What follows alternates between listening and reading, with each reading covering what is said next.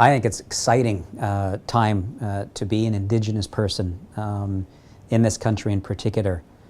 Just last year, the Prime Minister of this country issued an apology, and I was there in the House of Commons with my 88-year-old grandmother and my father. Were sitting side by side. Never in their lifetimes did they think that they would see a day, and that the country would acknowledge that what was done was wrong, that it should have never happened, and that it will never happen again. We've seen 144 countries support the United Nations Declaration of the Rights of Indigenous People in New York in the winter of '07, and I've been fortunate to work with the International Indigenous Caucus on pursuing such a dream of having a declaration that recognizes our people at the United Nations. Work like that is also ongoing at the Organization of American States. I think that this time also we've seen the recent economic crisis that has impacted the entire globe, and our people have felt it as well. We also see the emerging climate crisis, that the environment, that we have a planet in peril. And very often it's our people, the Indigenous peoples, who are at the forefront of feeling those effects, whether it's the major changes in the north, where the Inuit are saying, you know, we have the right to be cold, and having a prominent say about the environment. Or the major pine beetle infestation, cutting a swath through the central British Columbia the size of a European country. I believe it's our time, because we have this incredible burgeoning youth population, where over 50% of our communities are under the age of 25.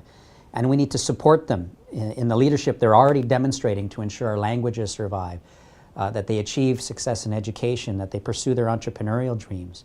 And many are going home and striking up businesses or working for their chief and councils to establish natural resource businesses. Many are going on to be lawyers and educators. Many are pursuing their trades dreams to become contractors in electrical and in construction. And I'm excited because in places like British Columbia, we have a Grand Chief who became the Queen's representative as Lieutenant Governor.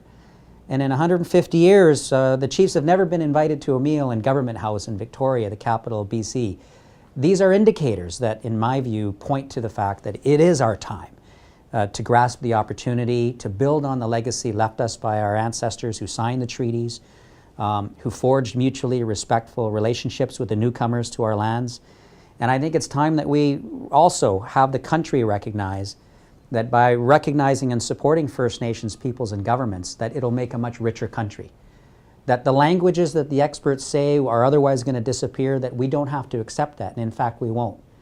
That the over 50 Indigenous languages of this country that is said to be on the way out, we can make sure that they survive if we choose to, and I believe that it's our time to ensure that that happens.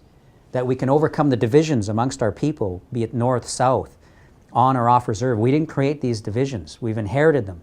They were imposed externally.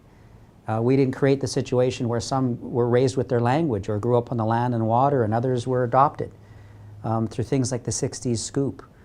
But we can work on repairing these divisions within our communities, and it's the unity that is going to create the strength. So in my view, the idea of gathering voices, that all voices are important, as is the old teaching, all must be heard, more importantly understood, that with unity comes strength, and we can achieve, I think, greatness once again, as our nations were historically. That every man, woman, and child is safe and supported, that we have healthy, sustainable communities, that we have comfortable and safe housing, a roof over everyone's head, and food in the belly. And that I think our people have a tremendous contribution to make to this country and to the world. So we're going to keep working on listening. That's going to be my principal task going forward. It's the task that every leader must pursue, and then act on that which you've heard, and keep including those voices in the task at hand, because no one can do it alone. None of us accomplish things in life on our own. And so First Nations right across this country, I believe, by continually working together and drawing on our strengths, are going to accomplish great things.